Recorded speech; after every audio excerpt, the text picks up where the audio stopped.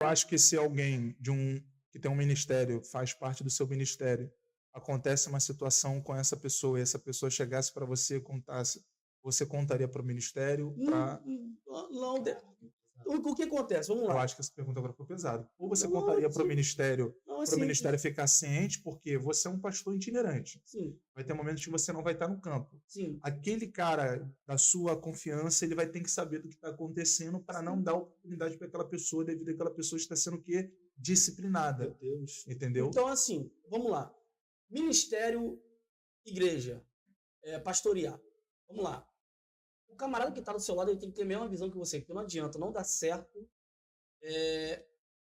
tá congregando alguém comigo se não segue a visão que Cristo confiou em mim. Muito bom.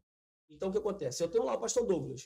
O pastor Douglas, ele tem uma visão sobre a obra de Deus, sobre a obra. Curtindo a live, gente. Entendeu? Sobre a obra de Deus. Ele tem a visão sobre a obra do pastor Douglas. Então, assim, é a mesma visão.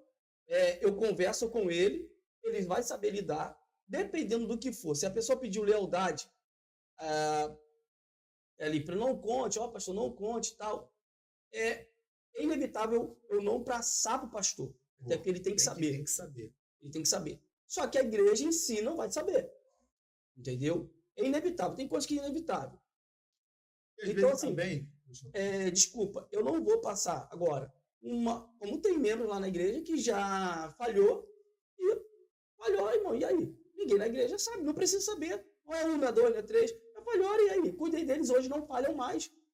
eu acredito, falando do assunto que estamos aqui, trazendo mais conhecimento, que pastores precisam fazer curso com padre para levar para o caixão, entende? Porque o que acontece hoje em dia é que enquanto o membro está na igreja do pastor, o pastor guarda aquilo que foi conversado no secreto. Mas quando ele muda de igreja, muda de denominação, os pastores começam a expor os erros desse membro para outros pastores não levar esse membro para pregar na sua igreja, para não congregar na sua igreja. E outro adendo aqui, só para ficar bem aplicado aqui, você perguntou o que você acha de um pastor que aconteceu algo com um obreiro e não contar para outro pastor se ele chegou com um problema, não comunicar ao pastor. Tem que comunicar o pastor desse obreiro que está chegando para esse pastor atual, porque o pastor não pode ficar só com a versão do obreiro. Ele tem que ter a versão do pastor para entender o porquê que aconteceu isso. Por que esse obreiro está chegando aqui? Será que a versão dele é certa? Tem que ter os dois lados da moeda, porque tem muito pastor abraçando o obreiro sem saber o lado real da história. Aí o pastor antigo do rapaz fica como um vilão, o pastor antigo sai como errado, e na verdade, às vezes, o obreiro vai aprontar no ministério dele o que aprontou no antigo ministério. Então, esses pastores têm que pedir o número dos pastores, têm que conversar para saber a atual realidade do obreiro, para que não se dificulte, para que ele não tenha mais problemas na sua congregação. Vamos lá. Agora, só para não perder, você não vai ficar chateado comigo não, Léo? Claro que não. Tá, o meu ponto de vista é que pastor, ele não tem direito de escolher ovelha. A ovelha tem direito de escolher pastor. Claro. O que eu acho, assim, no meu ponto de vista geral, é que um pastor, independente de qualquer situação que ele ouve, ele tem que guardar para ele. Sim. Sabe? Por que eu estou te falando isso? Cara, independente da situação, a gente pensa, poxa, você não vai enganar ninguém. Você vai deixar a pessoa bem ciente. Entendeu? Você vai deixar a pessoa bem ciente, bem claro do que aconteceu. Você vai contar. Eu estou te falando assim no sentido, poxa, a pessoa errou. O que ia fazer? Entendeu? Você vai pegar aquele erro ali, vai expor aquele erro ali, ou você vai, olha, irmão, tudo bem, aqui você vai passar por um período de observação, entendeu? Sim. Não estamos aqui para julgar você, condenar Sim. você. Eu queria saber o que você acha de uma pessoa quando ela erra, o que é preciso ser feito. A pessoa, posso responder? Vou responder como pastor. Disciplina se encaixa muito bem. Eu vou responder como pastor, tá? Não como pregador. Vamos lá. Você confessou o pecado. Você confessou ali o pecado, a falha, o erro ali. Você confessou para o pastor.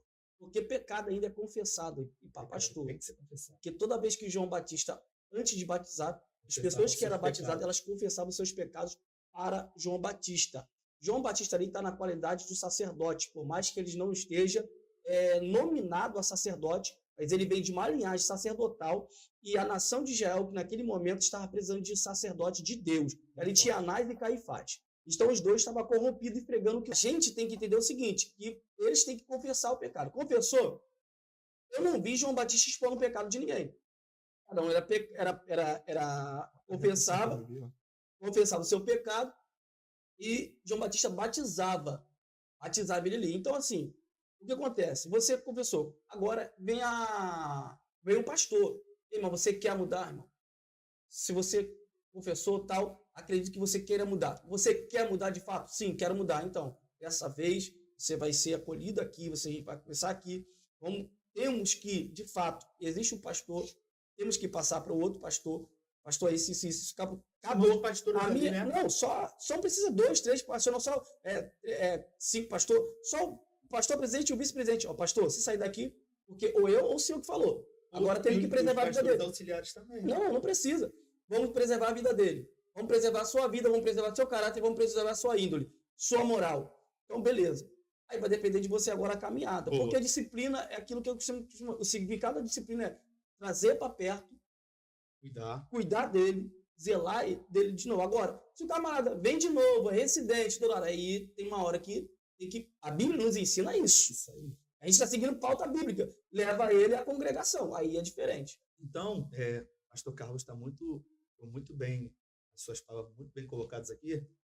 Errou, confessou, houve um gabinete ali com o pastor, vice-presidente. Acabou. Agora você tem que seguir a sua liderança. Segue a risca, não dá para ficar pregando, não dá para ficar sendo exposto. Você se guarda, fique perto do seu pastor, ouça os conselhos do seu pastor, entendeu? Porque na disciplina é que se descobre se a pessoa ama mesmo a presença de Deus. O pregador, ele ama mesmo a presença de Deus ou ele só ama pregar? Ele ama a presença de Deus, ele só ama... Por isso que é uma geração de pregadores doentes. Eles não querem respeitar a liderança, porque para eles, liderança que quer eles perto um pouquinho na igreja, quer parar o ministério dele.